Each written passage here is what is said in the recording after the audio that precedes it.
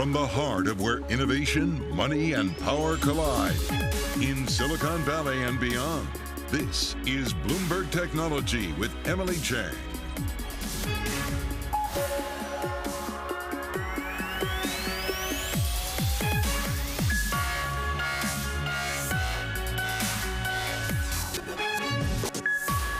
I'm Emily Chang in San Francisco, and this is Bloomberg Technology. Coming up in the next hour, stocks rocked by recession fears in an ugly sell-off.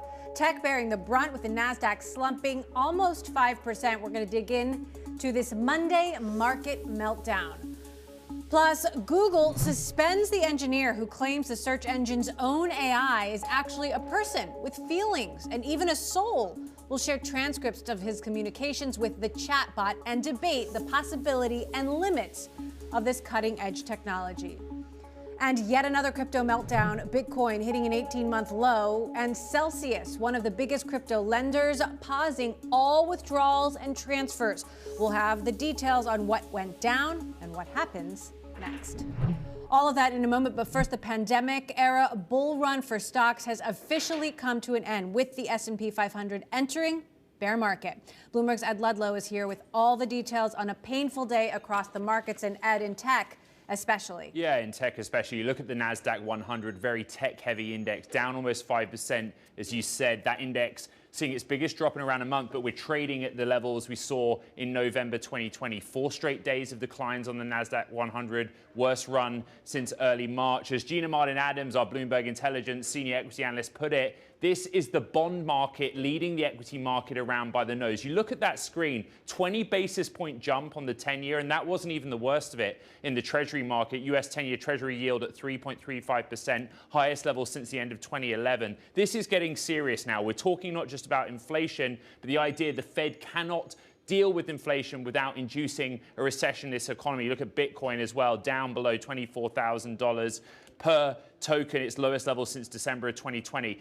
Come with me into my Bloomberg terminal. Look at this chart. As you said, technically, we're down 22% from our peak on the S&P 500, and so we are in a technical bear market. 499 names out of the 504 on the S&P 500 in the red. We haven't had a day where 500 or more members were in the red since 2020. Again, this is getting serious. We're focused on the Fed. Now, JP Morgan economists expecting a 75 basis points hike at a meeting on June 15th, this coming Wednesday, but we've already reset our expectations that we'll see at least 175 basis points of hikes before September's meeting alone. That higher rate discounts the present value of future profits on those higher multiple tech stocks, and that is the narrative we're looking at. Interesting to look at the points movers this Monday. You look at big mega cap names like Apple, Microsoft, Nvidia, biggest points laggards on the NASDAQ 100, but seeing really significant high single-digit declines. Tesla, interesting, down 7%, really painful, below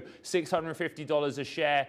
A memo from Elon Musk that you and I are going to talk about later in the show, encouraging staff around the world, saying it's been a tough quarter because of the pandemic, because of the supply chain, but interesting to point out that things are improving in Shanghai, things are improving in Berlin, things are improving here in Fremont, California. So we look into the detail as well as the big picture. All right, Ed, more to come with you later in the show. Thank you. Meantime, Bitcoin hitting the lowest in about 18 months as the lending platform Celsius froze all withdrawals. Our Bloomberg cross-asset reporter Katie Greifeld joins us now with more. Katie, Bitcoin a touch up from the low it hit earlier today, but still not good. Not good at all. It's absolutely a brutal day in the crypto market. Total market cap for the crypto industry now below $1 trillion.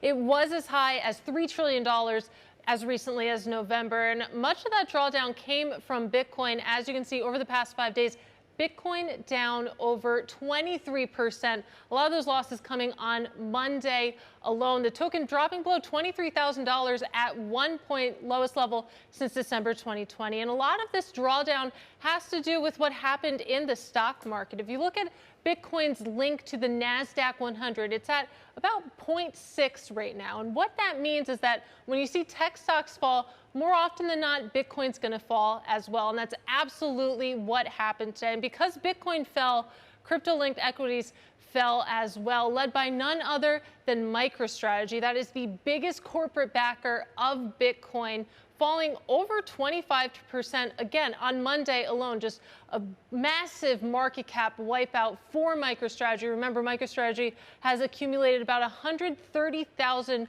worth of Bitcoin in the past 2 years. On that bet, Emily, MicroStrategy now down about $1 billion. All right, Bloomberg's Katie Greifeld, thank you for digging a little deeper there. I want to talk more about the crypto and tech route as these broader markets enter bear territory on the back of those hot inflation numbers. Mark Mahaney of Evercore with me here in the studio to discuss. Good to see you in person for the first time in a while, Mark. Okay, so just how bad is this? Long sigh. We've gone through this before, so this is my 8th bear market trade-off or something like that. So you've been around the block a few times. Yes, I'm not old though, but let's see. The narrative goes like this: inflation risks rise, interest rate risks rise. That means all these long duration, high multiple future profit companies, their stocks underperform. It's been the narrative for the last 6 months and it hasn't changed. And just as the inflation spikes get worse and worse, then the interest rate fears get worse and worse. So this will eventually resolve itself. It's going to take a while. It's going to take a lot longer than people thought. So how long do you think it'll take? You tell me when inflation is going to subside. So that's the trigger. And we thought it would actually happen with this last print. The market thought it would happen. That's why we've sold off so aggressively this week, because we thought we were going to see better inflation news. I assume at some point in the next 3 to 6 months, inflation numbers start to moderate. They're not going to fall quickly, but they moderate. And that means that the path of interest rate increases starts to moderate as well. There had been some hope, especially from crypto investors, that crypto would be a hedge against inflation, a hedge against what's happening in the broader markets, but it certainly hasn't happened. Does what's happening with crypto make you any more or less optimistic about the future? Do you see a tie? No, I don't. So we lived through the major 07, 08 housing crisis, and that's the last real recession we've dealt with. And that was a massive part of the U.S. economy that brought down the markets, brought down the market. Crypto was much, much smaller than the housing market, thank God. So we're not going to have that kind of risk. But now you've kind of begged what's the next issue we're worried about, because the interest rates are rising. So that then leads to increased risk of recession in the back half of the year. When it comes to tech stocks, they've all been derated. They overrated during COVID. They've been derated. The multiples have come down materially. The estimates haven't been cut yet fully. The estimates have barely been cut for a recession because we didn't think we were going to have a recession in the back half of this year. The CFO of Amazon said, we're not seeing any signs of consumer softness. Right. I just interviewed Andy Jassy last week. So if we see this, that means estimates are going to come down. That's your next leg down in the stocks. So do you think the next earnings rounds are going to be a bloodbath? I don't know if they're a bloodbath, but this last quarter, we had like 3/4 of tech companies had negative earnings revisions, like estimates came down post the print. I think you have to bet that that's likely to be the case again. And so stocks can't find a bottom until the estimates find a bottom. But it's two things. The multiples at least have come in, so there's less multiple risk, but there's estimates risk now. If we go into a recession, and the odds of us going into a recession every day get bigger. What are the plays then, if you're a betting man? A defensive play in consumer tech? I'm not sure one exists. I can't remember the last time, Emily, that Apple, Microsoft, Amazon, and Google all underperformed the market year to date. That's where we're in. I can't recall the last time that happened. So the market is just, you have to get away from tech. You have to buy energy or something like that. But at some point this will change. And the reason that people bought tech and growth in the past, because it had superior earnings growth, that's going to reshine. That'll come through. So if you have to decide if you're a trader or an investor. If you're an investor now, in here somewhere that nobody can really call, there's the bottom, and you've got stocks that have been materially de-risked, derated. You just want those estimates to come down, and then it's kind of much safer to come in and buy them. The longer you're willing to look out, a year or two, the safer it is to buy the best tech assets in the world today at good prices. So if you're looking for some historical context, do you see more parallels to what's happening now to 2008, 2000? Do you have to go all the way back to the early 80s, or is this something totally different? Well, what's different is just the interest rate picture. We didn't have that in 07, 08. And so we're at the beginning of what's going to be a lengthy interest rate raise cycle. Tech stocks and growth stocks can still work in an environment where interest rates are rising, but we just need some kind of visibility or consistency in the rises. Look, in the last 6 months, we've gone from 1 or 2 increases to 5 or 6 increases, 25 bips, 50 bips, 75 bips, 100 bips. Like, the rate of uncertainty over how much these rates are going to rise has been shocking to the market. That's why the market's off so much. But anyway, we will get through this. There'll be a point at which, as soon as inflation starts to moderate, the pressure on interest rates to rise comes down. That's what clears the bench. You actually wrote a book about all this and your experience on the street. Like, what's your advice to investors in this moment who don't know where to go, right? DHQ. So I look at stocks like Apple, Microsoft, Facebook that are off 20 to 40%. Amazon's off 40%. There's no real change to Amazon's. We mentioned Amazon earlier. There's no change to the long-term thesis on Amazon. Is online retail going to continue to grow? Yes. Is cloud computing going to continue to grow? Yes. Will Amazon be a great play off of advertising revenue? Yes. So you want to be long Amazon. And by the way, you can get it now at 40% off. It's trading about 40 to 50% below its average forward multiple. This is when you buy Amazon. This is when you make the best returns. Could you still have 10% downside risk? Absolutely, you could. But the odds are that the next 50% move is much likely to be higher than lower. What about Meta versus Alphabet? I think Meta has got more upside than Google does, than Alphabet does. God, I know, it's hard. I consciously thought Alphabet, Meta, not Google, Facebook. Comps are easier for Facebook in the back half of the year because they got walloped by the Apple privacy changes. I also think there's some small things as they increasingly roll out Reels, those short form videos that we're all addicted to. I think they have much more inventory to monetize. So I just think there's a more aggressive upward sentiment, setup for Facebook. What I mean is that I think you can have greater chances of revenue growth acceleration and margin expansion. And what I found interesting is Facebook last quarter, numbers got cut and the stock went up. You rarely ever see that. That told you how washed out sentiment is on Facebook. Numbers go down on Google. Google stock's going down. It's not as washed out as Facebook. So therefore, Facebook has more upside. Meta has more upside. And without Sheryl Sandberg? I think you'd have seen that headline any time in the last 3 years. She's phenomenal. I mean, she was a key part of the success of that company for the first 10 years that she was there. Market cap wouldn't be where it was without her. But I sense that she's been devolving herself from or getting away from day-to-day responsibilities for a while, for a variety of reasons. So anyway, yes, it's a loss. They've got a deep enough of a bench, and the valuation, from an investor perspective, the valuation's cheap enough, like 13 times earnings. I'm going to buy Meta. All right, Mark Mahaney, Evercore. Always appreciate having you Emily. with us. Thank you for that deep dive. Meantime, Disney facing a major setback in its global streaming ambitions after losing a bidding war to retain the rights to broadcast India's Cricket League online. This had been a huge contributor to Disney's global streaming growth. According to Bloomberg sources, Viacom 18 got the rights instead, a joint venture between Paramount Global and Reliance Industries. All right, coming up, does that chatbot actually have feelings, or is that AI code just that good? We're going to talk about controversial claims of a Google engineer next. This is Bloomberg.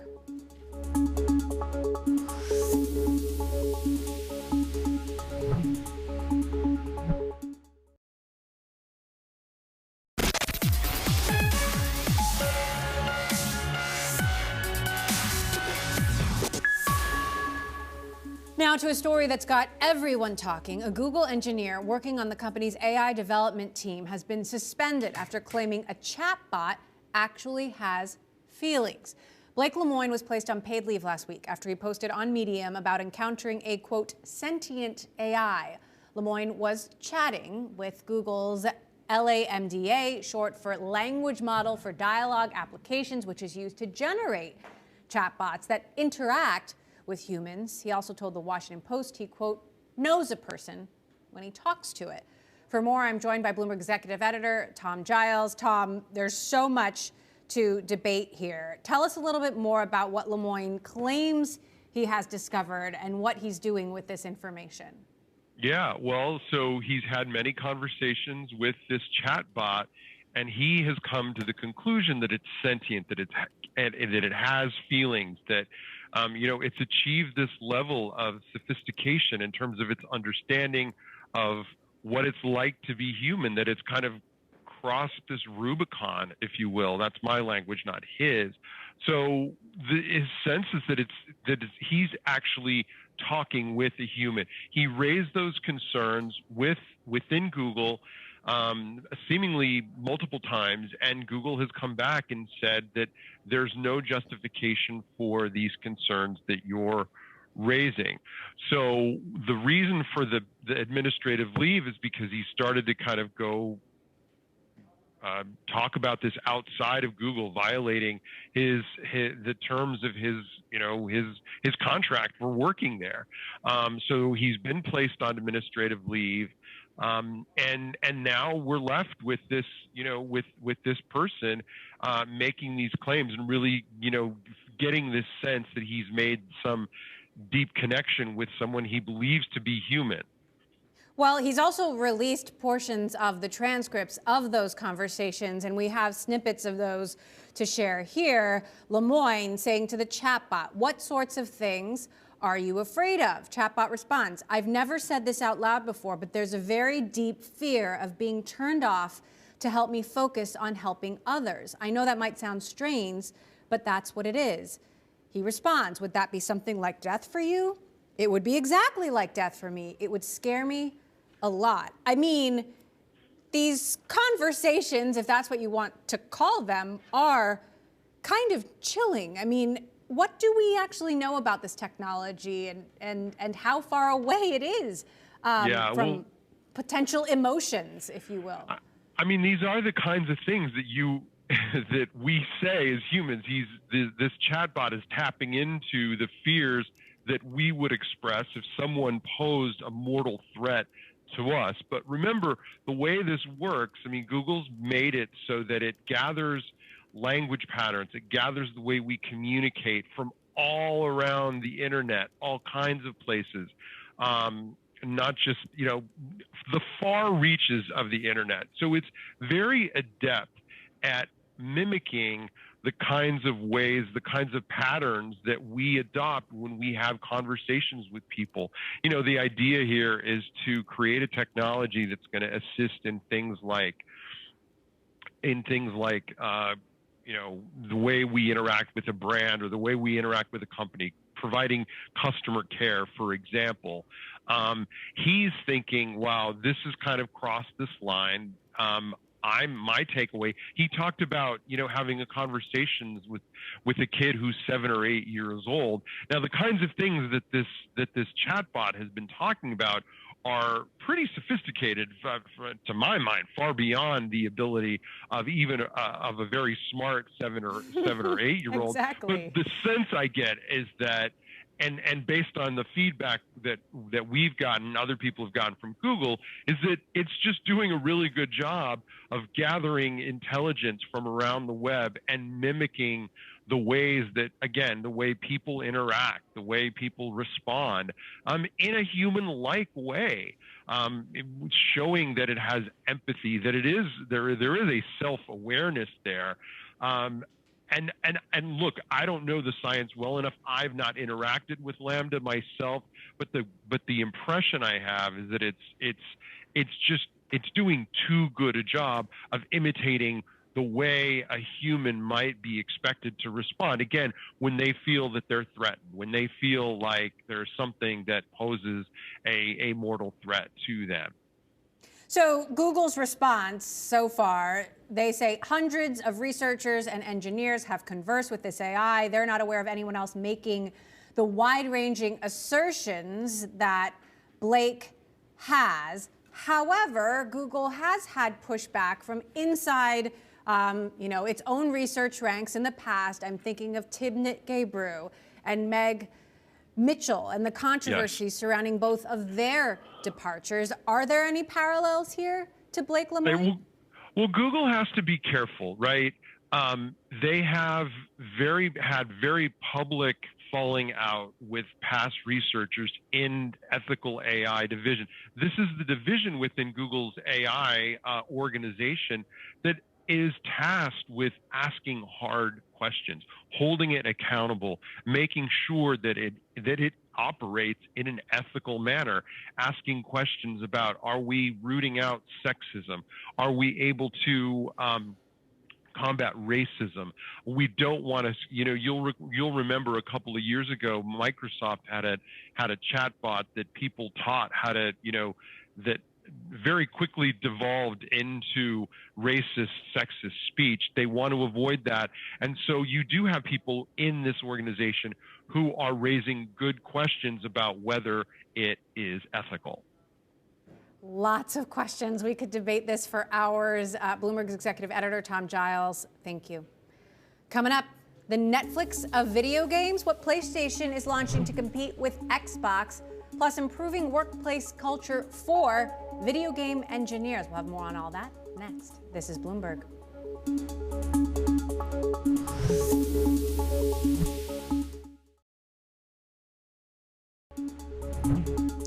PlayStation is out with a new subscription service, PlayStation Plus, giving members access to a catalog of several hundred games, both new and old. This is Sony's attempt to compete with Microsoft's Xbox Game Pass as both publishers jockey to become the Netflix of video games. Bloomberg's Jason Schreier joins us now to discuss. So, Jason, who's got a better chance of being the Netflix? It's a good question. Fortunately, neither of them are releasing sentient AI bots, but yeah, they are getting into the streaming wars. I think Microsoft has one big advantage, is that Microsoft is actually putting out all of their big titles on day one on the service. So they're essentially saying, hey, we don't care about the sales numbers for the next Halo. We just want it as part of our subscription plan, as opposed to Sony, which is saying when we release our big games, they are big blockbusters and we want to sell tens of millions of copies of them before we put them out on streaming services. So Sony is almost like the kind of traditional TV studio Marvel approach, where maybe they'll release it on streaming after it comes to theaters, whereas Microsoft is actually going full Netflix and saying, hey, we are all in on this streaming service. We are putting everything on there day one, no matter what. Interesting. Well, there's a lot of transition happening in the gaming industry right now. We're, of course, waiting for that big deal between Microsoft and Activision to close, for example. You've also got a new story out about how game developers, game studios are working to create better cultures for the engineers, which, as you have well documented, a workplace culture in the video gaming industry, not always the best. Specifically, they're focusing on pay transparency. How so? Yeah, it's so interesting. I've been talking to a bunch of small scale game studios, generally around 15 to 30 to 50 people. And a lot of them have found a lot of success by putting up these spreadsheets in their internal wikis, internal databases, saying exactly how much everybody makes, how many years they've been there, how many years they've worked in the industry, what their titles are, and full on, like their full salary, full compensation packages. And it kind of seems like, to our culture, which is so used to like thinking of salaries as taboo, it seems like a strange thing for everyone to know each other's salaries, but it's proven to A, help them with recruitment, B, make everybody feel like they work for a more equitable workplace where everybody knows what the stakes are, what everybody's getting paid. You don't have to worry like, oh man, did I come to the table and undersell myself in negotiations when I was accepting this job and like accept an offer that was $50,000 less than I could have been making. Nobody has to think like that, and it just makes for such a more fair workplace, especially for people who are traditionally underprivileged and kind of hit that glass ceiling or are facing or don't have the same advantages as others do when negotiating salaries. Well, here's hoping that actually works. Definitely check out Jason Schreier's story, Bloomberg.com. Jason, thank you.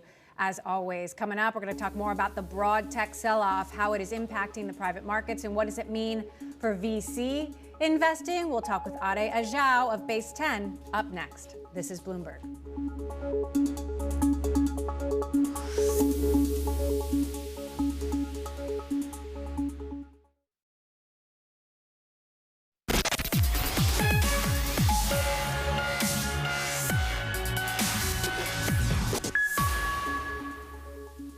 This week is fraught with peril. Inflation is really the Achilles heel of risk markets. Markets are reacting the way they are because they believe the Fed is going to be forced to get more aggressive than they had expected. I certainly don't think that a 75 basis point hike is out of the question. Even though there might be an initial sell-off on 100 basis points, I think there'd be a subsequent rally because the Fed is finally getting hold of the narrative, which it certainly has lost over the last year. This is a time to be selective, but I wouldn't sit on my hands. There are opportunities in areas where one can position. Pockets of stocks that have been proven. Europe looks good to us. China looks good to us.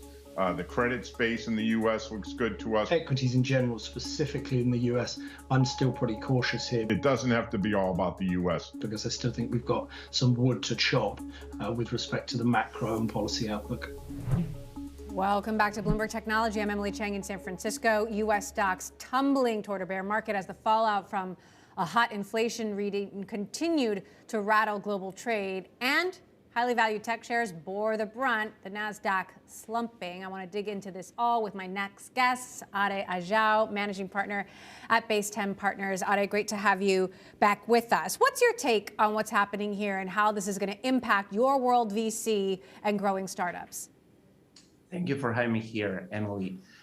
This is an important moment, and this is a moment that feels that it has been 12 years in the making. And where, we come out of it is thinking that over the past decade, the biggest mistake in technology as an investor was not investing in everything, because everything was looking good, everything was making money, and like software was and is eating the world. But now we are going into a world where we're going to have to be more discerning. And our view is that there is going to be an extreme flight to quality, where the top 10% of solar companies will continue to attract record amount of funding, whereas the rest are going to have to take a good look and think, are we truly building something that is going to be transformative or not? So when you look at this historically, is this RIP good times, as Sequoia has said about downturns in the past? Is this like 2008? Is it more like the dot-com bust?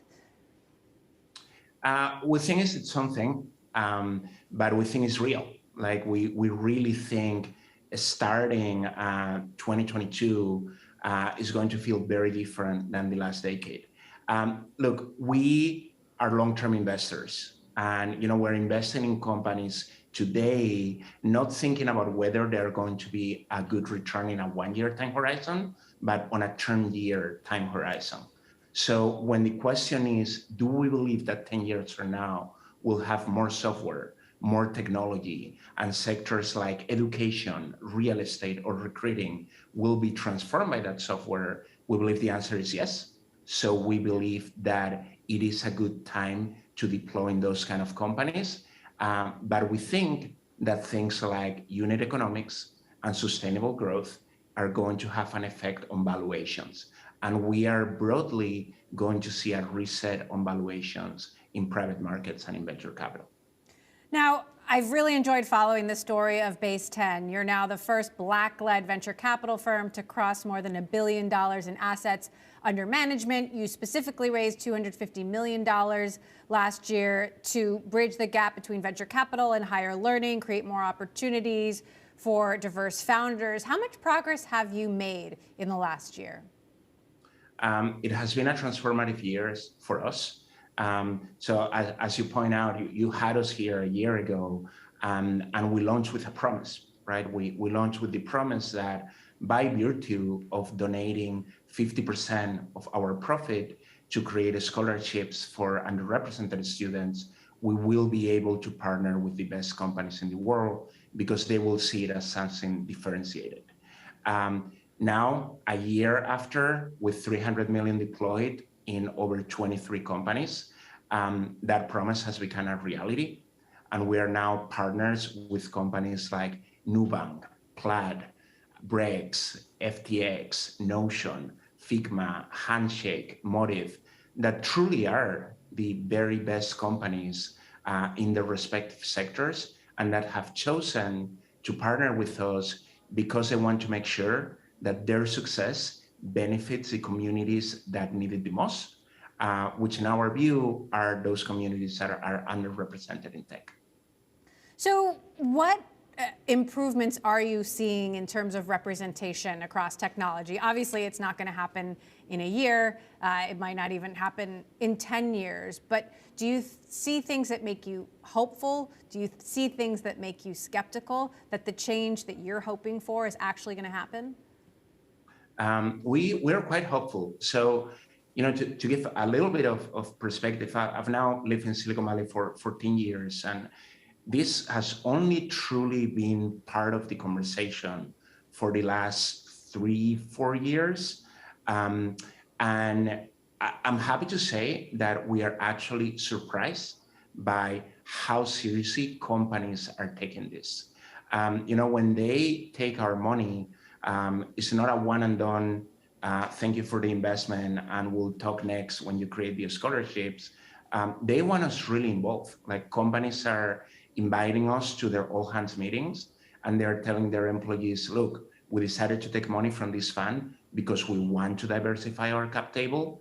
It is important to us and to our mission that our success is the success of everyone, is the success of the 99%. And we are constantly engaged with people in their HR departments to help with recruiting in underrepresented communities, with their communications department, to make sure that they're talking about their mission in a way that is well received by different communities. And that just did not happen 2 or 3 years ago. I think every company is realizing that we are moving into a world that in order to do great, you're going to have to do good. And companies are going to have to be aligned with their mission, with their communities, track their progress towards those goals, and report their progress towards those goals, because there is more transparency. So that makes me hopeful. You've got a lot of cash to deploy. Given current market conditions, what trends are you betting on for the next decade? Our overarching theme is automation for the real economy, or problem solving for the 99%. Things like real estate, logistics, food, retail, financial services, and financial inclusion. Those are the things where we sit today and we are like, wow, 10 years from now, there is going to be just so much more software in things like making the supply chain more efficient, or making sure that financial inclusion is more widespread. So those are the sectors where we're focused on. And one of the things we're seeing is that more and more founders from underrepresented backgrounds are tackling those sectors because they felt those problems firsthand. All right, Adeyemi Ajao of Base 10, thank you so much for joining us. Appreciate you stopping by. Meantime, Apple CEO Tim Cook is urging U.S. lawmakers to move forward with a federal privacy law. Cook pledged support for the legislation in a letter to senators Friday, a day after appearing on Capitol Hill and meeting with legislators. He described these protections as a, quote, fundamental human right. Lawmakers released draft privacy legislation earlier this month, marking the first major sign of progress after a long-standing lull in negotiations. Coming up, another crypto meltdown. Why Celsius is bringing crypto stocks down with it. All the details next. This is Bloomberg.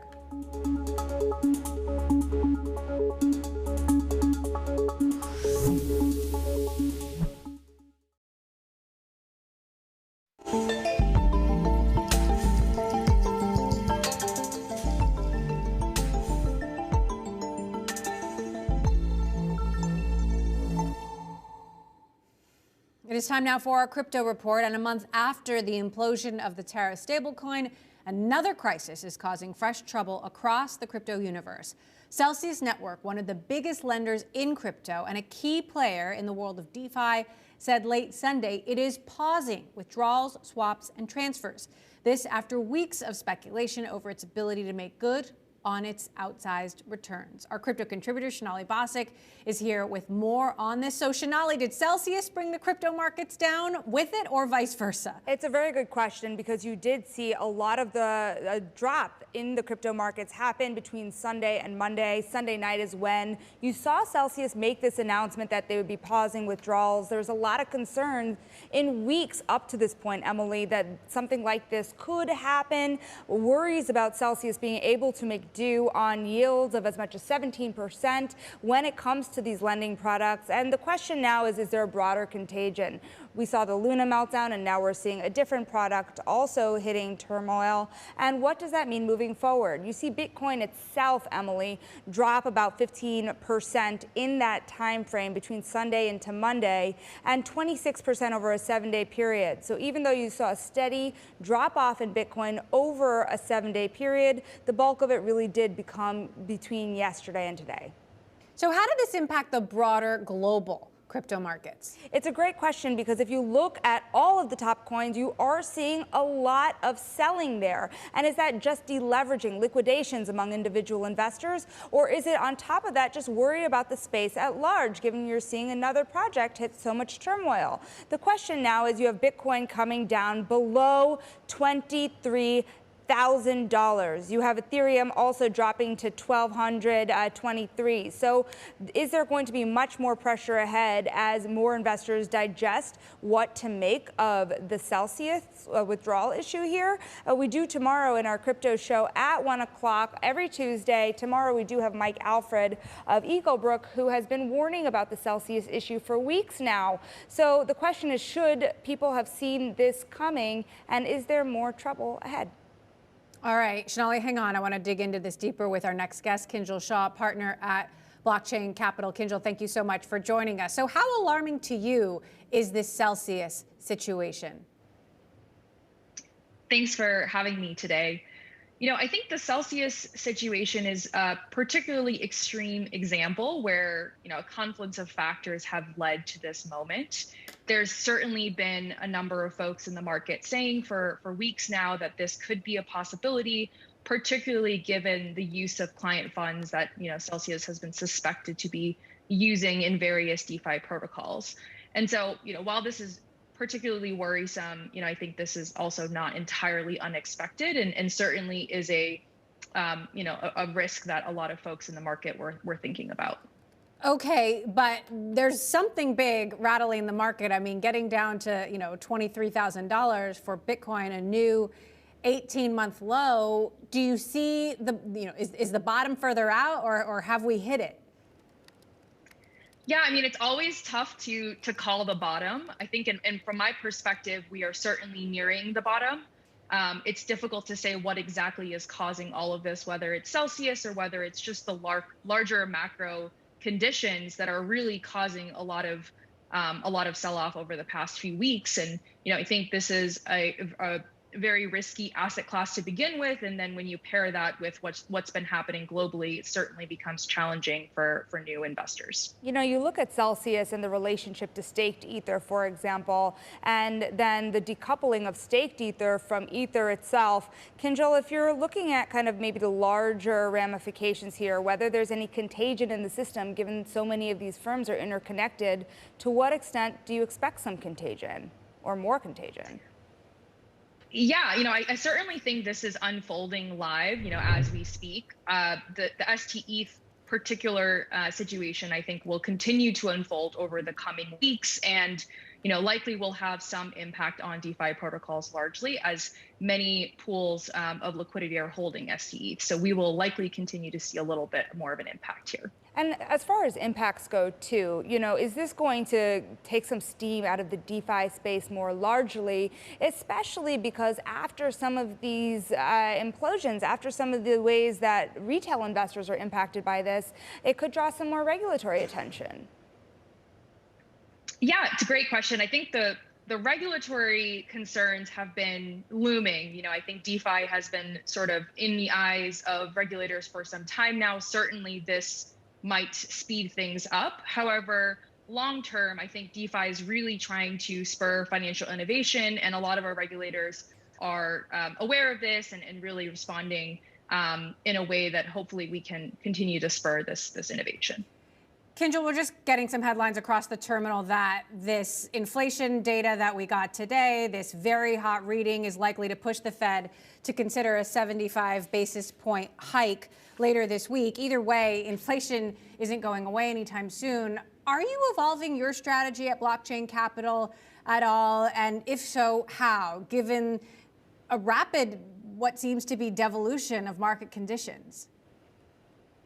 Yeah, I mean, at Blockchain Capital, we are still, very much focused on the long-term thesis around digital assets and blockchain technology. And so we continue to sort of be pushing along with that thesis and advising our founders to ensure that they're prepared for the market ahead. Certainly, the macro conditions are unprecedented. Crypto has not really existed with this sort of macro backdrop. And so we are moving forward with a little bit of worry, but we are certainly excited about the future ahead and continuing to think about the long term.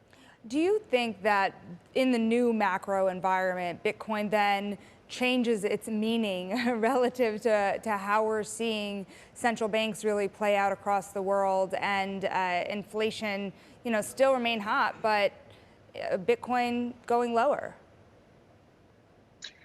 Yeah, I think as Bitcoin has increasingly become a more and more popular name among financial markets more broadly, the asset has certainly seen an influx of investors that are more diverse, I would say, than historically. So I think we'll continue to see a little bit of interplay between tech and, more broadly, and Bitcoin. However, I still think the inflation and store of value thesis has yet to fully play out here.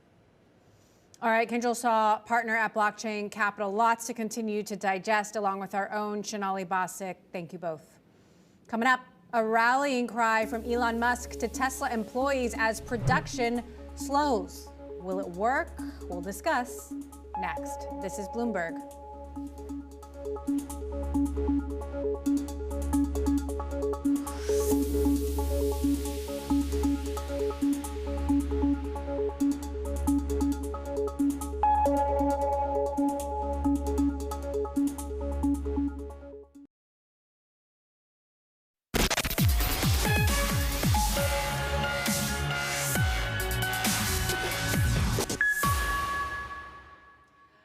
Well, Elon Musk is warning of a rough economic road ahead for Tesla. In an email sent over the weekend, Musk essentially issued a rallying cry to employees to bounce back. For more, I'm joined by our Ed Ludlow, who reported this story for us. So, Ed, first of all, we got a big internal memo from Elon Musk last week. It's internal, not to us. It's the latest one. It's the latest one. Now we have another memo from Elon Musk. What did he have to say? This is classic end of the quarter stuff. So, we're in the beginning of June. Tesla's quarter ends at the end of this month. And the idea is that he's pushing the staff. It's a rallying cry. He pointed out that this was the quarter, remember, 3 weeks of shutdown in Shanghai, beginning of April. They had to go to extraordinary measures to keep that plant going. They rebounded in May, really good numbers for May out of China. And he was saying, this is the final push. And there was a second email a day later where he said, realize what you guys are doing means something. It's impactful. Go for it. And I don't care what Wall Street thinks. So he's sending a lot of emails and tweets. Yes. That's for sure. Yeah. How does this tie into I have a super bad feeling about the economy, remote work is essentially over? It's interesting because it's kind of stark contrast to the last set of emails where he said, according to sources as well, that he would lay off 10% of salaried workers because he had a super bad feeling about the economy. He did clarify that those that are actually building stuff, the cars, the battery packs, that's not the target of layoffs. And, it was only in October of last year, October, November, where Tesla was talking about being over 100,000 employees globally and this being a real point of pride. But the world's a very different place this week. All right, and different indeed. We just had these headlines cross about the Fed potentially considering 75 basis point rate hike on the back of this, bad inflation data. What do we know? So think back to the last Fed meeting, and Jerome Powell, the Federal Reserve Chair, said that 50 basis point hikes for June and July was what they were thinking about. 75 basis point hikes weren't on the table. We got the inflation data Friday, where inflation came in 1% growth in inflation month on month, hotter than expected, 8.6% year on year, and the market just changed psychology. You know, that there is no way the Fed can deal with this with its current stance. So the market's pricing in 75 basis point hike this week. You know, there was a Wall Street Journal report that kind of first put that out there. Now you have a series of banks like JP Morgan coming in saying, yep, we can see 75 basis points this week, even going as far as to say 100 basis points could be a possibility this week. So our outlook is harder, faster, more aggressive hikes. So if you're a tech investor, you worry about that. So what do you do if you're a tech investor? Mark Mahaney earlier said there's really nowhere to hide. Nowhere. Well, you look at the hide. biggest points movers on the NASDAQ 100 on Monday, it's the likes of Apple, the likes of Nvidia. You know, when we talk about higher rates, we talk about higher rates discounting the present value of future profits, but it's usually kind of pre-revenue stretch valuation companies that applies to. Even some of the creme de la creme of names like Apple. Are feeling the pain. There is nowhere to hide. And the other side of this is recession fear, right? The Fed, can it tackle inflation without causing a recession? There's skepticism from the market that they can. Recessions aren't good for anyone. He did say Amazon long-term still a good play and Meta long-term better than Google. That's what he said. Right. Kathy Wood says, despite being down 75% year to date on ARK Innovation, that in the long run, all those innovation names will be winners. So. All right. Well, time will tell. Ed Ludlow, thank you for that update. All right. To the box office, Top Gun Maverick has finally lost its crown. Jurassic World Dominion, the sixth film in the franchise about dinosaurs that escaped from an amusement park, fought off weak reviews to lead the North American box office, toppling Top Gun. Jurassic World made $143 million in its domestic weekend opening, according to ComScore, and more than $380 million worldwide. And that does it for this edition of Bloomberg Technology. We're going to continue to watch this market meltdown across all of our Bloomberg platforms. We are back tomorrow with a number of big guests, including Cisco CEO Chuck Robbins and Rent the Runway's Jen Hyman. We'll have to ask them both about the market meltdown, what it means for consumers and enterprises. And of course, don't forget to check out our podcast. You can find it anywhere you get your podcast for all our news on the day. I'm Emily Chang in San Francisco. This is Bloomberg.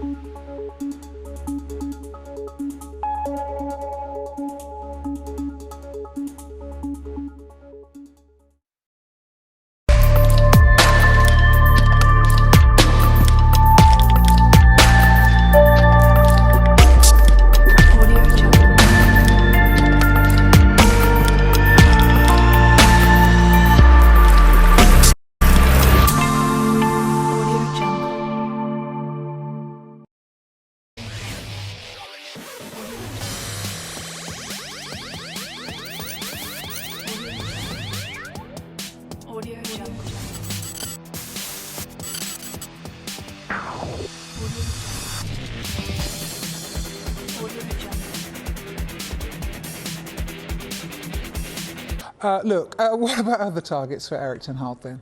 Right. I talked about the forward line being a priority. The number one priority is a midfielder. And Manchester United remain in talks with Barcelona over the signing of the midfielder Frenkie de Jong. We're told there's been no official offer yet, but it's one of those situations in a transfer window. When is a bid a bid? I think the talks have centred around what kind of fee Manchester United will be prepared to pay and what kind of fee Barcelona want. And at the moment, those valuations are apart. That doesn't mean that this deal won't happen.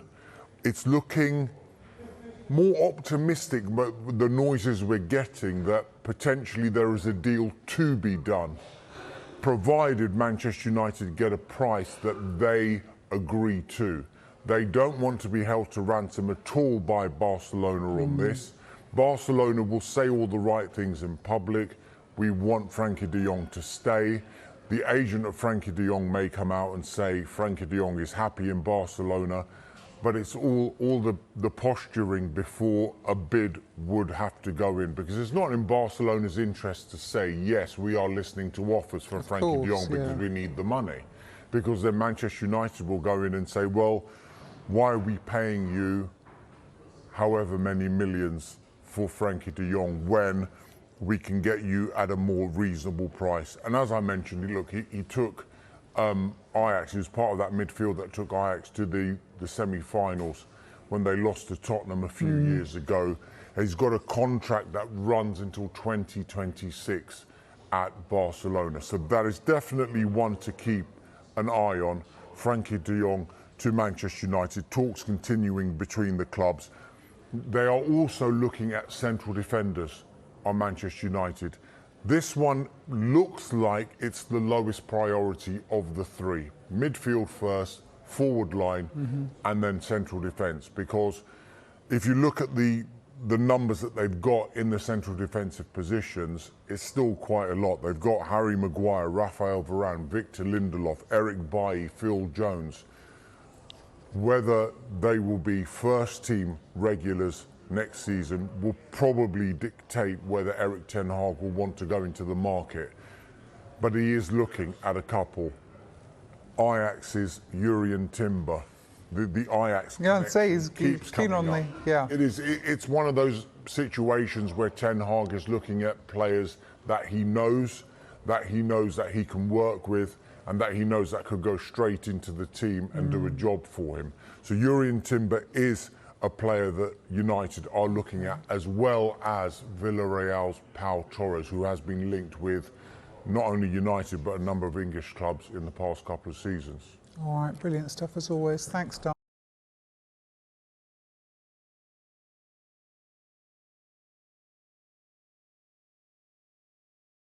For over a decade, we've been perfecting the perfect length, fit, and feel of shorts. Our shorts make every weekday feel like the weekend. Chubbies, proper length men's shorts. Use code AUDIO15 for 15% off your first purchase.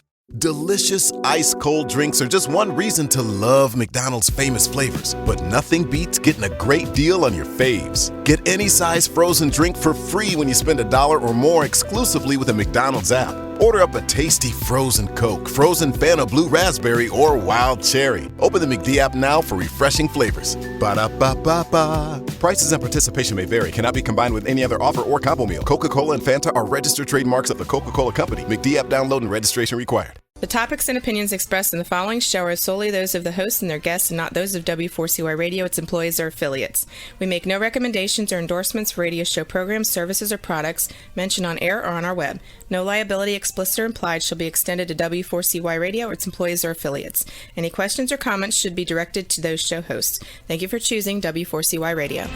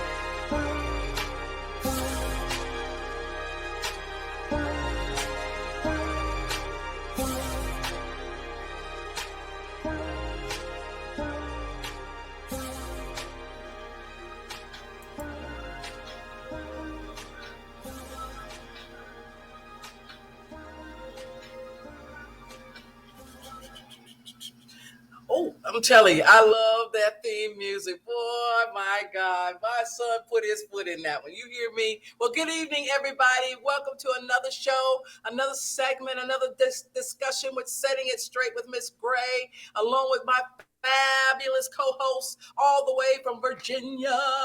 It's Miss Trey Abner. Hey, Trey, say hello. Hey, everybody. over to the peeps. And then we've got Miss Tommy. She's here in town, but for a short while because it's not the weekend yet. I don't know what she got. Maybe running the 5K, 10K. I don't know what she doing. Anyway, or maybe volunteering. But anyway, never let you down, Miss Tommy from around the way. Amen and amen. And thank you so much for joining us, ladies. And thank you for our audience out there, whether you're viewing it live tonight. That beat is hot. Thank you. And whether you're going to see us a little later, welcome again. Thank you for your support. I know that one or two of you are out there praying for us, so we always welcome that as well. Well, it's June. We only got 2 more weeks, and we'll be in July. 2 more weeks. We're in July. We're done. So what you don't get done this month, you better do it because you'll be back at school. My teachers, I feel my heart goes out to you because I know you were just trying to get to June and you got here and you're like, wait a minute, we just got here.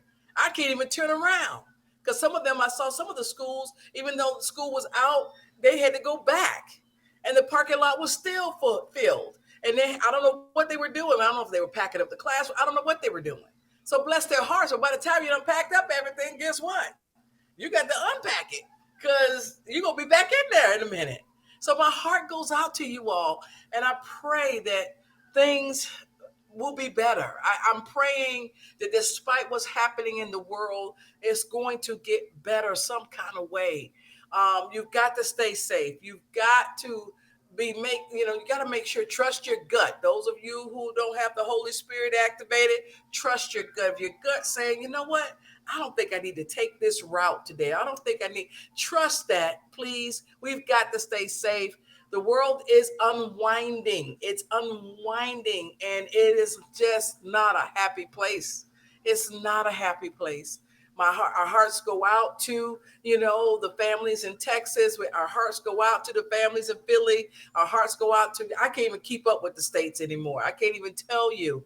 And our actors from my day that are 80 and 90 years old, every day, every week, I'm posting on my Facebook page with someone we know has already passed and has transitioned, and actors and entertainers and, so activists, people that we know by name. So we're up to 110 people so far that we know that have passed away as of today. I just marked the 110th person that has passed away. So you guys got to be safe. You got to be clear. You got to be intentional. You got to wake up in the morning and say, this is going to be a great day today. I'm going to make it a great day today. I don't care what I'm met with. I don't care who's not having a good day today. I'm going to make it a great day. So I'm going to smile. I'm going to speak to people. I'm going to wave to people. And it's in your eyes. It was so beautiful. This weekend, I was out, and it was actually Friday, but I had my mask on. And this lady just looked at me, and our eyes met, and I could see her smiling through her eyes. Literally, I could see it. So that's what you have to do, because we can see if you're sad. We can see if you're in despair.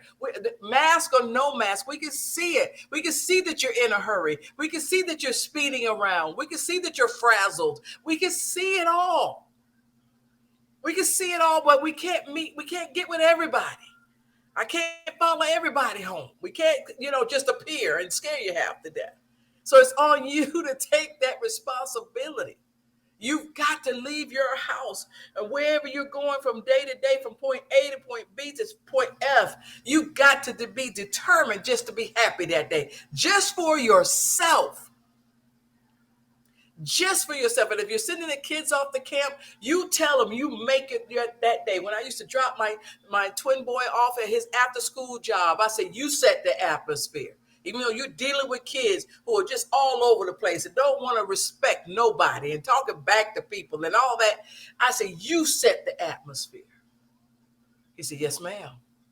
And he'll come in. I said, how was it today? Well, they tried to climb, but they ain't climbing the walls in my classroom. I said, that's what I'm talking about. Just sit there. He said, Mom, I'm never going back. I said, that's okay. That's okay. I know how he feels. I know how he feels. I could go into a nursing home, don't even blink.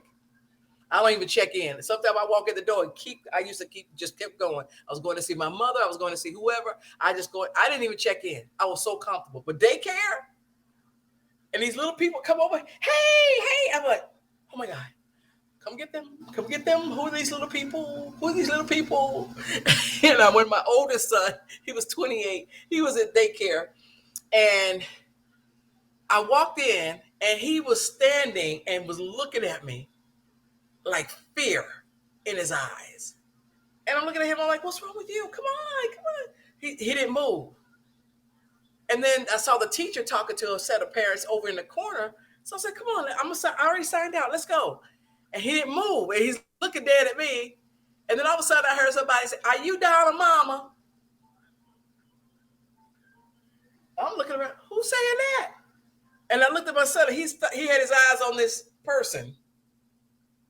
And I looked down, I said, did you say something to me? Yes, are you down on mama? Whoa.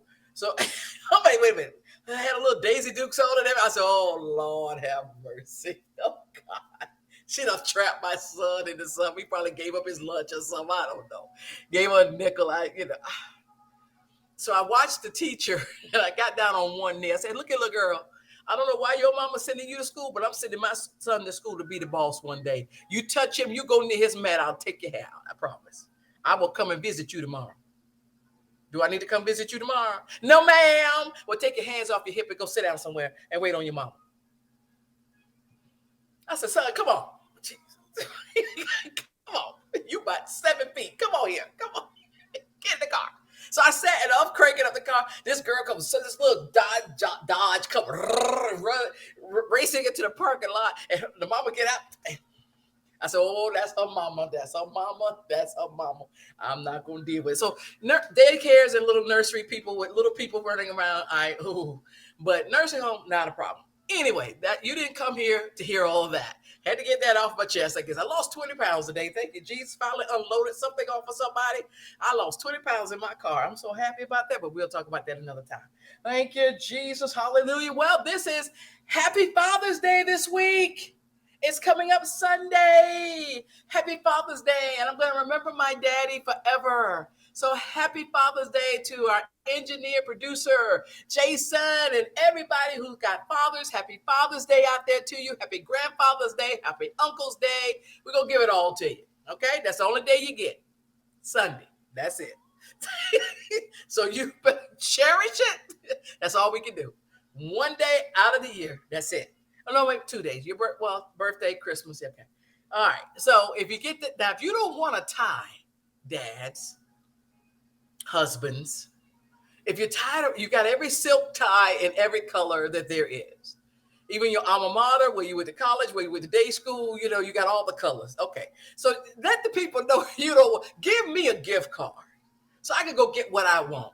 And and if your husband, ladies, if you're a man or if your dad or your uncle are outdoorsmen, go to the Bass Pro Shop. I don't think you got one like it anywhere else. We got one up here in Orlando, so you may have to take a trip. But anyway, get them a gift card because it's got everything for an outdoors person that you could ever imagine.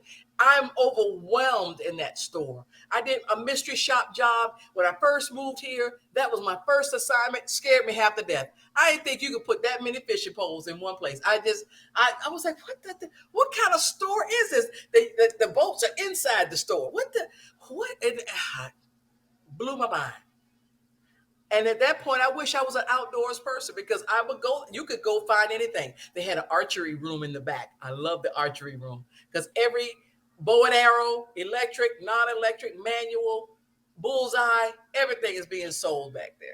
Rifles and guns, I don't want to tell you about that because I don't want you to get too happy about that. But anyway, and I don't know if they still got those. I haven't been in the store for a while. But, get the man something he can use.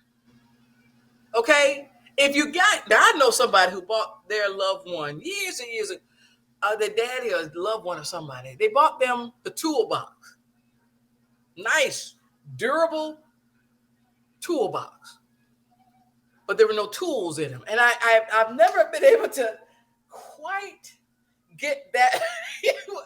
What was the purpose? Why are you going to tempt the man thinking that he's going to get something and ain't nothing in the toolbox. I can see if he has some money in there, but there's nothing in the toolbox. And I'm like, okay,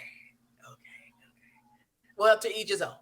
But I ain't about to, when my daddy was alive, I was not about to buy him a toolbox and there's no tools in it. If you don't know what to get, just make it up. They love anything. You can get the sockets. You can get this all kinds of sizes of screws. You can get all kinds of things. Get every color hammer there is and put it in there. Let them choose. You know what I'm saying? But please don't mess with the men. They only get this one day. They only get this one day. So make it good, you know? Most men don't like you giving them money. So I get that. Give them a gift card, you know? Bake them a pie and call it a day, you know? Come on now, you know, just come on, you know, do a little better. Now, you know, I think I pay honor to my dad every year and on his birthday, which was November 11th. And, you know, I miss my dad and everything. And I know my kids miss their dads and their dad, which was my last husband and everything. And, you know, it's a day of rejoicing and celebrating and whatever you're going to do, the cookouts and all that kind of stuff. But don't mess with the man. Don't pick a fight. Don't pick a fight on Sunday. Just if you don't want to go to church, it's okay. Don't say, well, you need to go to church because you need to be saved. Don't start that lecture, please. Please just let it be his day. Okay? Let it be his day. Well, he's going to hell. Well, that's his choice. But let Sunday be his day. Okay? Okay? You go to church. Okay? But you got to come back with something now. Don't come back empty-handed.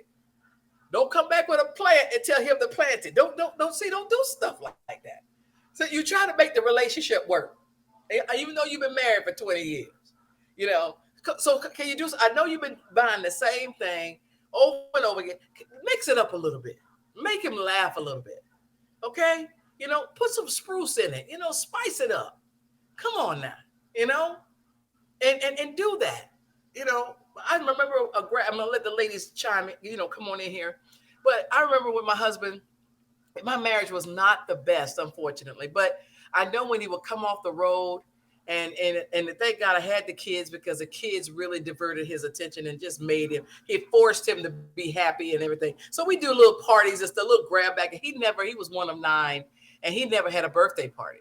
He never had it because there's more boys in the family. So he never had a birthday party. So I make sure no matter what we were going through, I'd have, you know, we have the banner on the wall. We have balloons and stuff like that. I run to Charlie's, get his favorite ribeye steak and mushrooms. And I'm getting kind of hungry. Anyway, did somebody go to the 18? Okay. Anyway, I want to make sure my wings are on their way. But anyway, and I have a little grab bag for him, for everybody. So we got him toenail clippers and Rolaids because he loved the Rolaids and the Tums and just bare aspirin, just crazy stuff. And then little toys. We put little hoop toys, all kinds of stuff. And he would just laugh. He said, y'all crazy.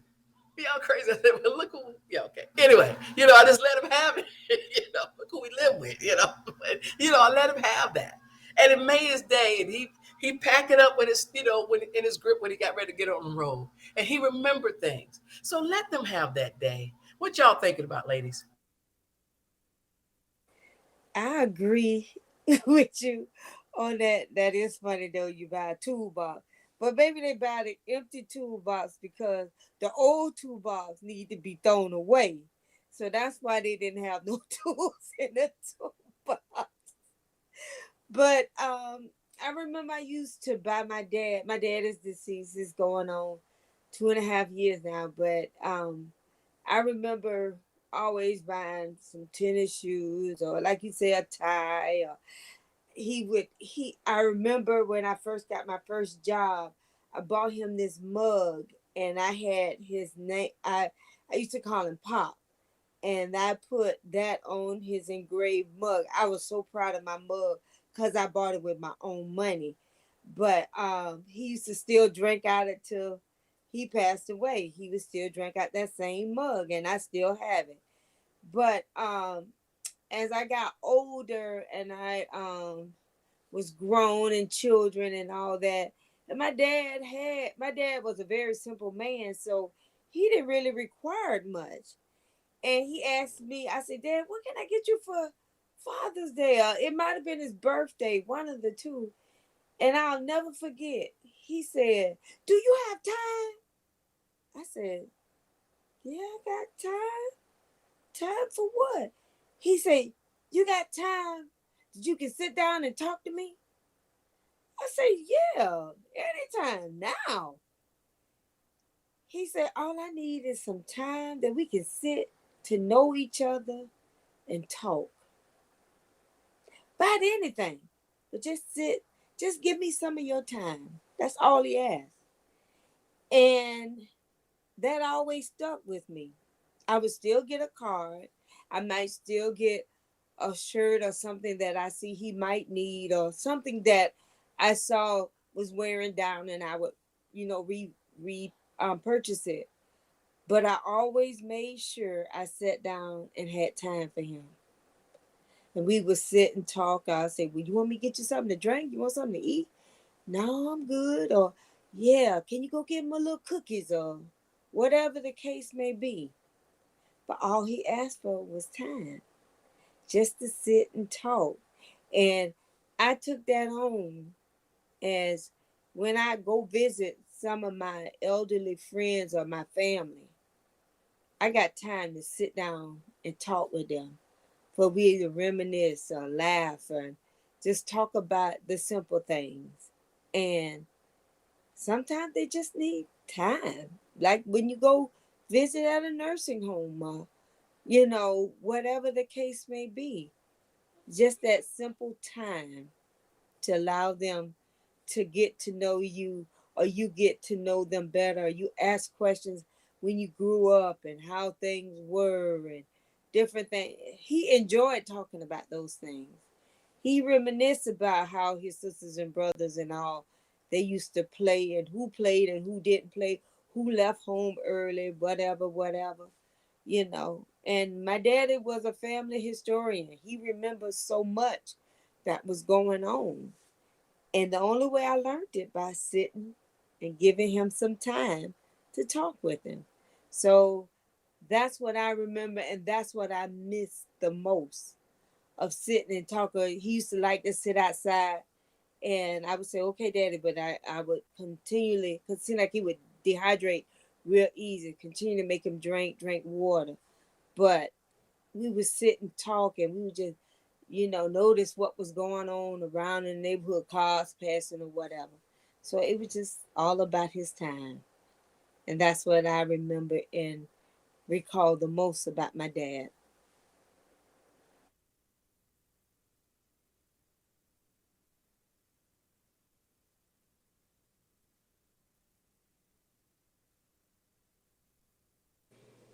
I guess I'll chime on in. So, ooh, okay. So, well, my father is still living. So he just turned 91 in May.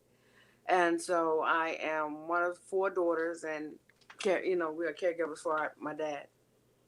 And so my dad, he was all girls in our family. So, he kind of doted on us. It was no males, but he didn't need any. And I don't think he missed it too much. So, but my dad he was the softer one, or mine was the more disciplinarian. So pretty much, if you wanted to try to get a better yes, you go to dad. But he was also he rode bicycles with us. He skated. He was a great skater. He was in the military, so I'm pretty sure he did a lot of skating while he was in the military. So he was a great skater. He dancing, love music, smooth. So I remember he and my mom doing ballroom dancing when she was living. So, but he was a jokester, life of the party, um, fun-loving guy, love family, and we just try to keep those memories going, because he's like I said, he's 91, and his mind is not as sharp as it used to be, um, but he still has that humor. He still likes to sing, had a nice voice. So that's what I remember of him, younger. Still funny. He still has some funny ways about him, but he's a people person. and he loves having people around him. He loves having family around him. So, I was very fortunate. I was very fortunate to have my dad in my life. So, that's something that I will definitely cherish uh, about him. And I know with four daughters and my mom, Valentine's Day, big heart for my mom, four small hearts for his daughters were left on the bed. So, those are the things I remember: his chivalry, opening the door, standing up when a woman approached the table or was leaving the table, took the hat off while he's in the house. Those types of things. Putting your coat on, help you take your coat off. I remember all of that, and just kind of showing us how, like when we started going to dances and junior high dances and high school dances, kind of showing you how the gentleman's supposed to not pull you on the floor, but kind of ask you to get on the floor, and not extending a handshake to a woman unless the woman extends it first to the male. So I remember, things like that old school, and my mom was definitely of that era as well. So, fond memories of that, and I just keep those going and try to bring some things up to him to kind of get his memory going, and some childhood stories he still remembers and says. So, very much the comedian. So, those are the things that I do remember. Amen. And Tommy, we were talking about earlier what you would get your dad and everything. And I remember one year, again, buying it with your own money. I brought him a brown suit. And my dad wore it, maybe once or twice at church, but sometimes he just wears shirt and tie and slacks and stuff. But he didn't wear suits to church when we would go. But once I brought him that brown suit, he wore that. And then a year and 2 months before he actually ever passed away, I was in the hospital and asking him, you have to have that tough talk with your dad. Daddy, okay, what you want me to do? Because what if it's time? And you got to be very, you're careful about that. Even though I'm a social worker and who I was, but I was Willie Lee's daughter. Every time I walked in that hospital, every time I was on the phone, inquiring about the next steps for him, and he said, "Well, I want to be buried next to my mama. Take me back to Bronson." Yes, sir. He said, "Bury me in that suit you brought me." Yes, sir. Done. I'll never talk about it again. And a year and 2 months later, God gave me another year, healed him, gave me another year with him. And then, so I don't want to leave this on that sad note, because I mean, we want to reminisce, and for me, I'm so glad that I had such a great time with my parents, and I had my conversations with my parents, and I told them every day I love them, because I was adopted at birth. So I told them every day I love them. I would call home at lunch before I go to lunch and stuff, even though I lived at home, so you and I'm saying all this because as a therapist now, I have people in therapy who talk about regretful things that they didn't do with family, that they didn't do with that mom, or didn't do with that dad. And now this has haunted them for years. And now we are able to trace some of it to their the reason for your depression is because you never forgave. You never had that conversation. And so please think about that. We've got trying times ahead of us. Being with your family is going to become crucial. And this is just Leisha Gray talking now. I know that different situations, scenarios, events, experience, the past, I understand. Trust me, I understand. I'm not checking on my biological folk that are still living. They have adult children to do that. God has not put that in my spirit. All of my family that I was raised with are deceased now. And I get it. I get it. You go through. But you don't want to live with the regret that once they do close their eyes and they transition on, you can't go back and have the conversation. You can't go back and say, hey, I think I got that wrong. Or I heard this or whatever. Families who are united right now, you're going to need each other unlike ever before. If you don't have family, you have friends that are real close, make sure you get everything resolved and be closer than a brother. Because I'm telling you, you don't want to be alone in this world. You don't want to be alone. So you go and get you a family legally, nicely. Don't do nothing to scare people now. Okay. But make sure you've got somebody checking in on you. You're checking in on somebody as well. Amen. Also, this month is World Elder Abuse Awareness. And now we're talking about the elderly. And the Bible is very clear. Jesus said, and God even said it in the Old Testament, take care of the widows and the orphans. Today's orphanage is foster care, adoption agencies. Okay? That's the modern day, orphanages. And you need to be there for people. You need to treat your family, your kids, and everything, but your elderly. I don't care what you've been through. Our elders, we have standing on their shoulders today, no matter what ethnic group you represent. We are standing on their shoulders on what they did for hopefully a life that they tried to make better. Some may not have been able to leave a financial legacy behind, but they left some common sense behind. They left some wisdom and knowledge behind. Okay? Our elderly, now that's my heart. My elderly, that's my heart. And that's what my nonprofit, once the Lord releases me, I'll be working on that. Someone asked me the other day, do you think you would ever open up a group home? And I said, I've had one. I had a 16-bed facility.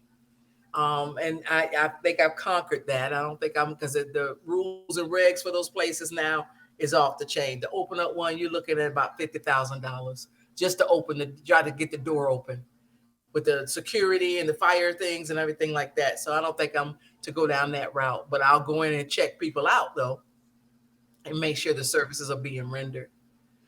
But yes, go ahead.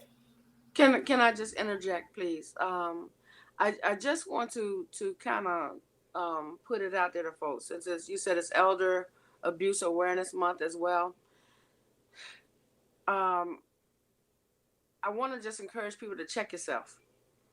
If you don't have the patience, or you have anger issues, or really know the population, if you can't handle it, or if you feel that if you're working in a assisted living facility or nursing home, if it's getting too much for you, get out.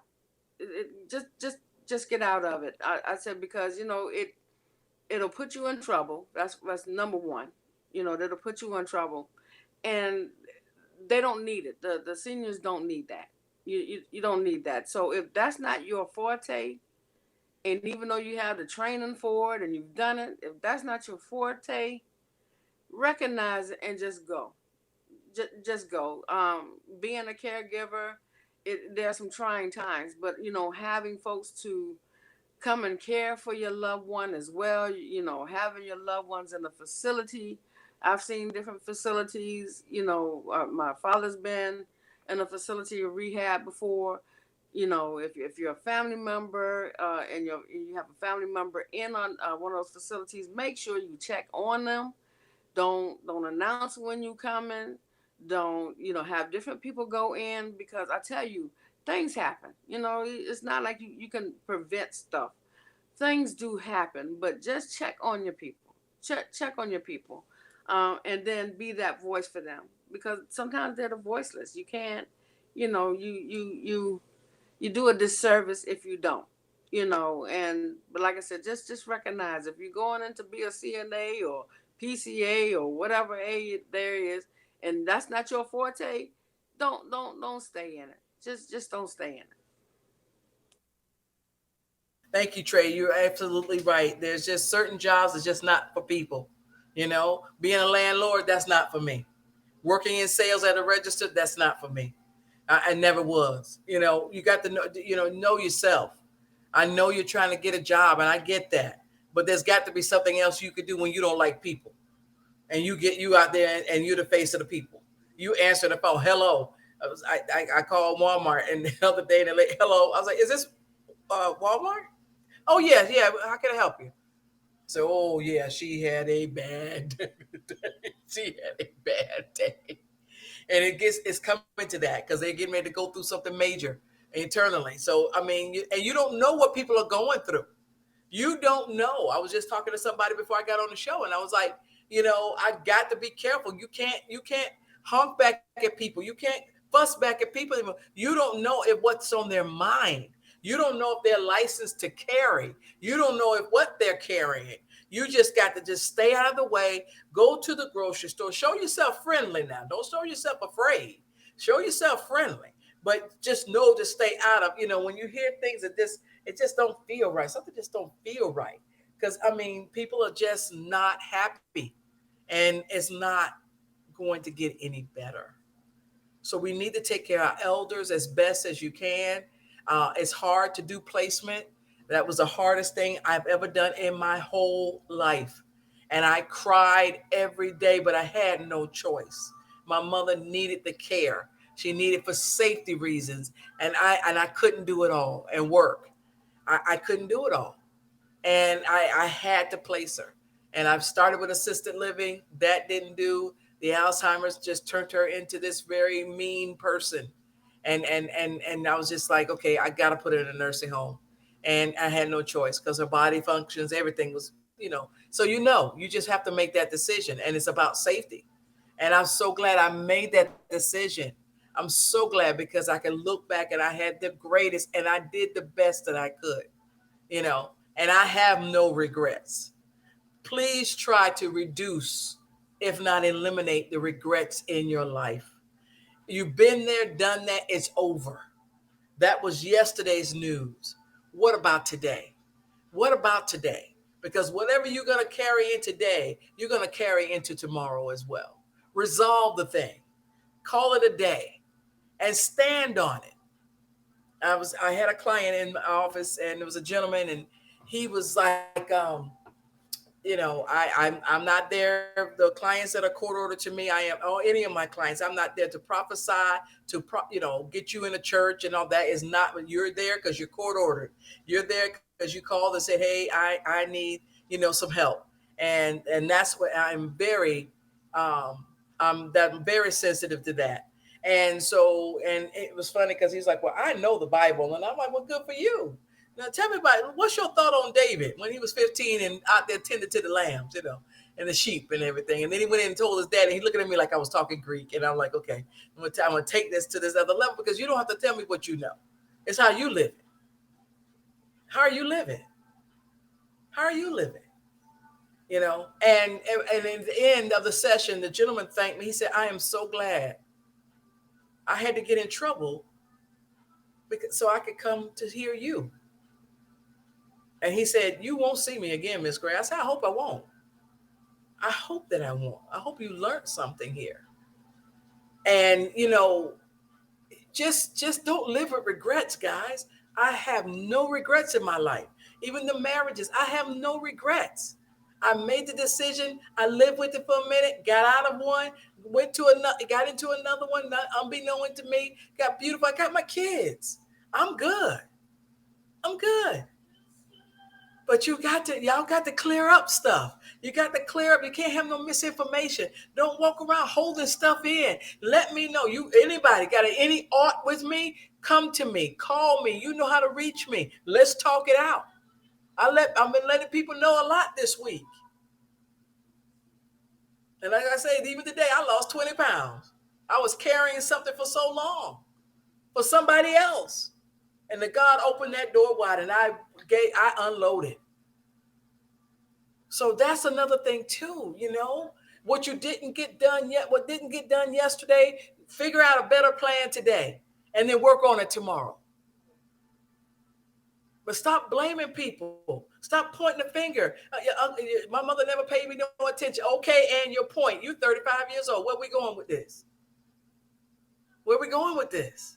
Write her a letter, say, this is what I don't let down. I'm never going to talk to you. You'll never meet your grandkids. Done. Mail it and say, goodbye. I hope you have a best life. But this is what you've done to me. Get it out. Get it out. Don't take it out on a stranger because you're driving haphazardly because you all depressed. You all angry. Get it out and let it go and stand on it. That's one thing. The reason why I brought the male client. I told him, I said, well, whatever your decisions are, sir, stand on it, but you got to support it though. You got to support it. I can support mine. Can you support yours? It's not about talking this out anymore. Support it. Stand on it. Believe in it. Do what you need to do for you because ain't nobody listening. Where are you making changes at? And I'm still going to go back to this, and then I want the ladies to talk these last few minutes. You know, my thing is, whether you're in ministry, whether you're in the school, whether you're in a therapy office, wherever, what difference are you making? What difference are you making in your life space? Everywhere your feet is treading, what difference are you making? That's what we're living for now. This is the season that we're in now. What difference are you making? Not about what people think about you. I didn't say that. I said, what difference are you making? Because if you're making a difference, it don't matter what folks think about you. It doesn't matter. It doesn't matter. And I'm going to talk about prayer, but I want the ladies to come on in and chime in and you know, add their pieces to this. And whatever your thoughts are right now, I know we talked about two major subjects, but whatever's on your mind, guys, come on. And then I'm going to talk about something a local representative said on Facebook, and she had to eat those words.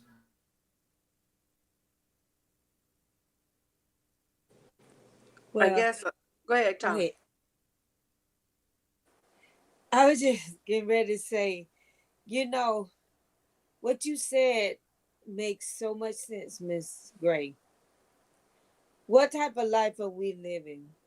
What kind of changes are you making in your life?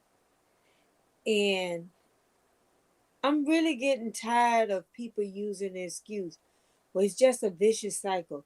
It happened to me, so I end up doing it to somebody else. Well, why bring that hurt on somebody else? Think about your hurt before you hurt somebody else. Make the change. Change your life. Instead of hurting them, prevent them from being hurt by somebody else. Because you should know that pain that you carry or that suffering you went through. That's how you change your life. Stop the vicious cycle. Stop hurting someone. Stop hurting people that have hurt you. Learn how to change your hurt and take that pain and make that pain a purpose of making joy or protecting or loving. It is easy for me to say that, and it does take steps to get to that point. But just as Miss Gray have the care circle, call and talk to her. Call and talk to somebody that can help you make that change. Because that's the only way your life is going to get better. It's time out for using old excuses. It's time out. And I'm just saying this because I am really getting tired of people making the statement, well, you know, he was abused at this time. Okay, but then why does he cause that same pain on somebody else? Why? If anything, he should know what that pain is and not want to bring it on somebody, but change it where you can protect somebody from it. That's my take on how do you change your life? What do you do from now? Where do you go from now? Stand back and look in the mirror at yourself. You need guidance from God and those that can give you some assistance. But you need to stop that now and stop using the excuse of, well, I was hurt. Well, no. Well, if you were hurt, stop the hurt. Protect those from being hurt like you were and stop that vicious cycle. Because what you find out is when you help somebody, it helps relieve that pressure and the pain off of you. It really does. So we need to learn to do that for each other. I mean, there's so many people that are hurting, but it doesn't, but what makes it better is not continuous pain. What stops that vicious cycle of pain is by helping each other and protecting each other, young and old. Young and old. And don't say, well, that was meant for them. No, it wasn't. It wasn't. Sometimes people act and not realizing what they're acting on, and that's when they're young. But when you get older and you still making these same mistakes, there's no excuse because you know better. Because you know better. Those are my takes on it. And to piggyback on you, Tommy and Leisha, you know, and I was thinking about something when you all were talking, and I'm thinking, you can ask yourself, are you part of the problem or part of the solution? Are you helping or are you hindering? You know, and so one of the things is you have to try to be really in tune to yourself. When I say those 5 minutes, a few minutes to yourself, just to woo-saw away from everybody else, the buckle, the noise, 5 minutes is maybe not a lot of time, but if you're used to being around the noise, it's a good amount of time to kind of get your head straight, whether or not you're self-talk or whether or not you're using your prayer or whether or not you're just looking at the things that God has created and figure out, okay, what is it that I'm going to do to make a difference? And just to say, you know, some behaviors are cyclic, but I think sometimes, Tommy, people are in it so much, they forget it's a cycle. It's like they've been on this roller coaster that's round and round and round and round, and they forget that it's a cyclic behavior of families or whatever you're going through. So I just want to, and this is no, the suggestion I'm giving is not anything that should be in lieu of therapy. I'm not a therapist, but I'm just going to just throw some things to make it easier. So if you have a piece of paper, write down your hurts on one side, so you can recognize it. You can say, when that 5 minutes, I'm hurt because my mother did this, or I'm bothered by this because my ex did that. And then on the other side, what are you willing to do to change it? What are you willing to do? Not what somebody else is willing to do. And it could be little stuff. I agree to talk with someone about it to help me process it. I will agree to start out positive stuff. And one of the things that is 2 words that I give my clients sometimes, especially the ones who are my teenagers or my kids, and I've given it to adults too. If you don't know how to express something, it's 2 simple words. I feel this way when you do that. I feel this way when you say this. And so those 2 words, but then also to the person who's on the opposite end of that, has to use effective communication. That doesn't mean talk. That means listen. I'm not saying hear, I mean listen. And when you start listening to what people are saying, you have a better understanding of what they're feeling. And so maybe that will help kind of change and sway your attitudes towards, I'm going to treat this person this way because that's the way someone talks. No. Come on, let's slow it down some. And I always like to that go to treat people the way you would want to be treated. Do unto others as you would have them do unto you.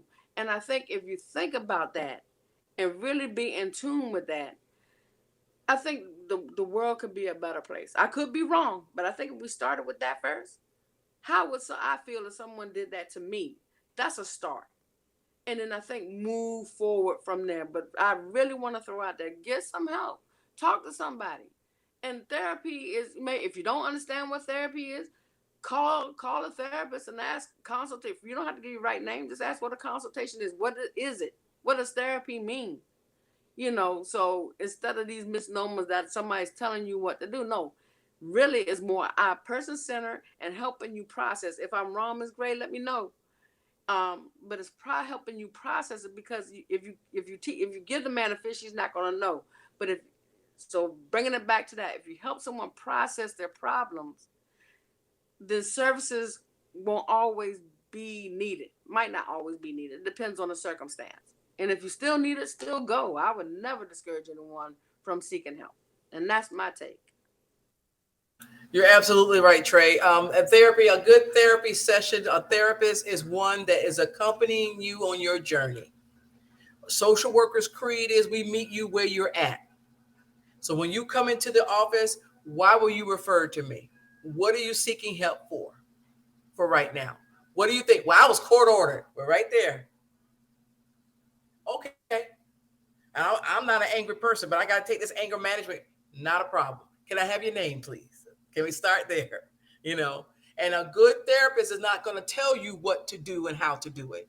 We walk along with you and we watch you figure it out because you're the one that has to live it, not us.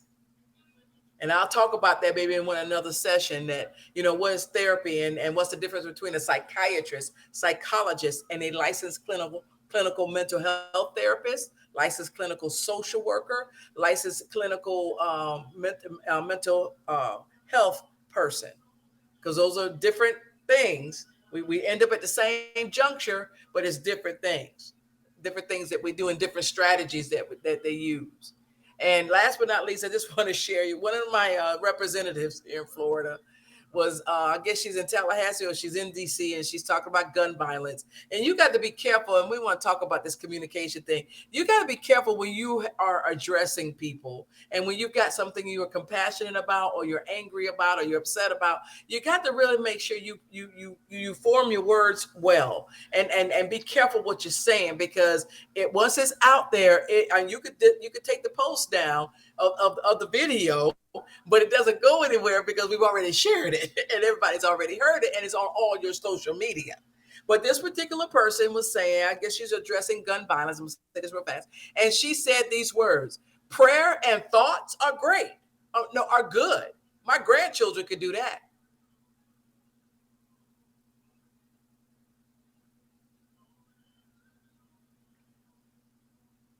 Okay. Okay, but you got to film, going to churches and stuff like that. So, you got to be very careful about what you're saying and how you say what your intentions are, because stuff really truly come out. And if you don't, and you can't dial it back. You cannot dial it back. Prayer is the answer to prevention. We are in crisis now. Once upon a time, we were in early crisis, early intervention, and then crisis. We are in crisis now.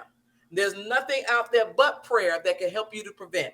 That's going to be the last thing I say. We're going to see you next week. Same time, same station. You stay safe. Thank you, ladies.